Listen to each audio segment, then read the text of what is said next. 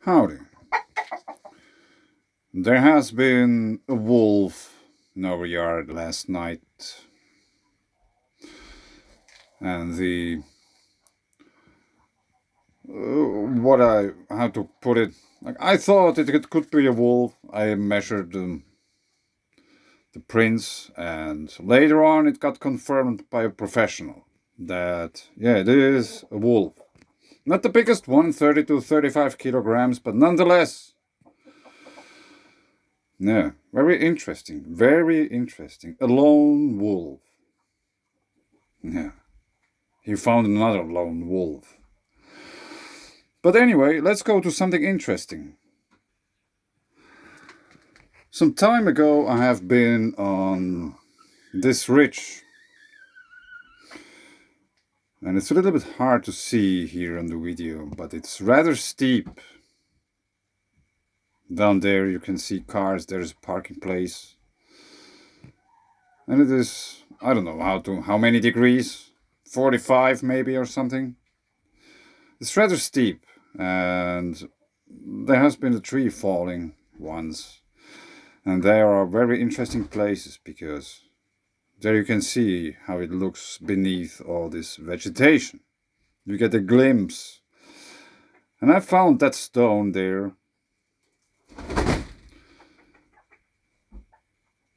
And yeah, it's yellow. And by now, I hope you know that I really like yellow stones. Because there is this strange thing about sulfur. Yeah, you can see rather far from there if there wouldn't be so many trees. And the thing is, the place where I am, let's pause this quickly.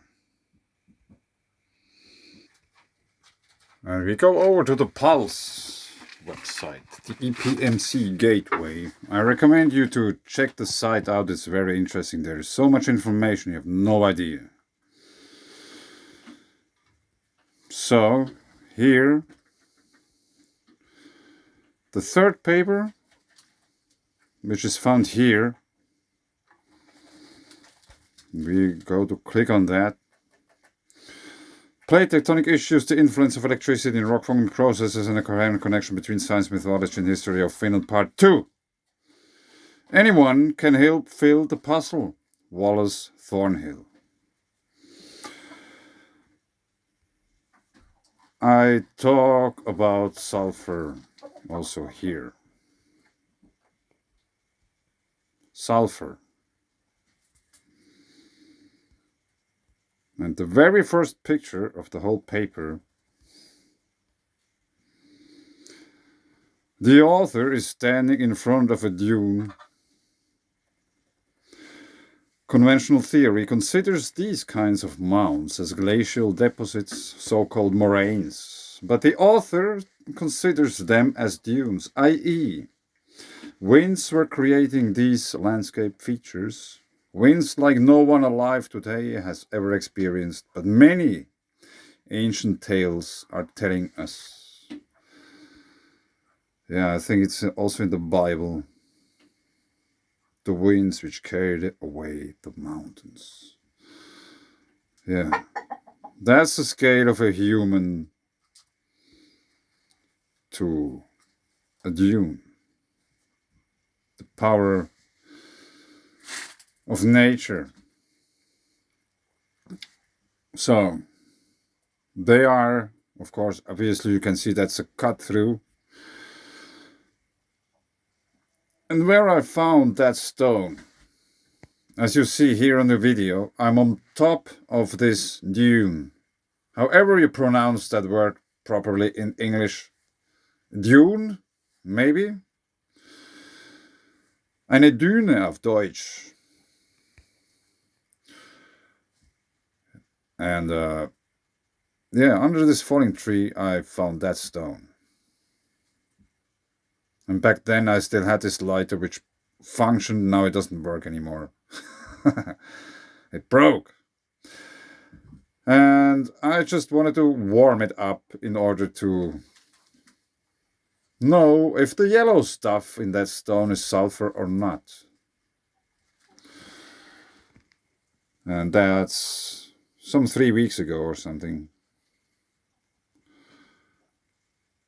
And today,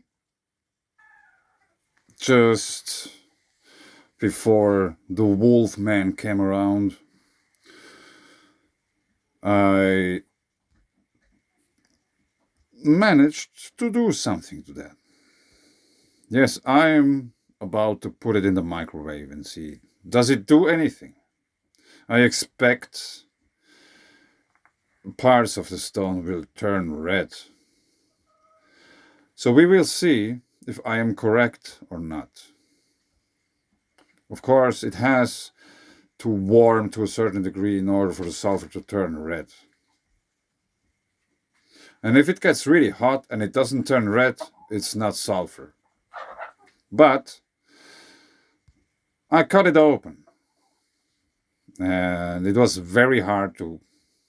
Yeah, it was very hard. It took a rather long time to cut it open, which made me think it might be quartzite, which is very... It's like a harder version of quartz, basically. And the dust from the cutting, yes, I should have probably used water. But it's not a fun thing to use that saw anymore with water, because I had to make some modifications in order to be able to cut bigger samples. So there, you get just wet if you use water. But anyway, the dust from the sawing smelled to sulfur. And this is how it looks. Very big grains. And there seems to be some metal inside there too. And that's not a very good quality picture. And it's not grinded yet. Just with the machine I try to grind it a bit smoother, but it needs still a lot of work in order to get this very fine. And I try to make thin slices or thin sections or just a slice of that in order to make the line shine through, but it broke apart. Yeah, it's a bit annoying, but if you don't try, you don't know. I could also have succeeded, but I didn't. I failed miserably. Maybe better equipment would do the job. It would be much easier. But I tried. And as you can see, it's half fist size. Or maybe the whole pebble would be a fist size, a small fist size. And the question is, how did it get on top of that dune? If the sulfur which is occurring here in Finland is supposed to be made by some microbes very deep beneath the surface, somewhere deep down. But I found that pebble on top of that mound, hill, dune, or however you want to call it, which is in alignment with the same, where it's the same dune range, or however you want to put it, as you have seen in the article. How that sulfur-bearing pebble came to be on top of that hill. A glacier brought it there. It carved it out from deep down below and made all those chemical alterations with quartz and stuff to that stone. No. As far as I know, I don't know everything. Really not. I'm really eager to know. But as far as I know, there isn't anything really written in the Kalevala about stuff like raining brimstone as is written in the Bible. I'm still trying to figure out how they are calling them, what's the name of sulfur, in the Kalevala, because it's somehow not really mentioned anywhere. And I think the reason for why sulfur or brimstone not being mentioned in the Kalevala is maybe rather simple. Because they just don't know, or they didn't knew what it is. They never have seen it. They never smelled it. Like I take again the same example from Italy. Solfatara from Campi Flegrei. It's very white. The Romans were there and took the sulfur which is coming out of the ground. But there is no such thing anywhere close here in Finland. Many hundreds of kilometers you have to go before you find something like the Solfatara, which is probably Solfatara itself. There might be some other small spots closer to Finland, but nonetheless, there is a whole lot of sulfur here. All the sulfides are sulfur.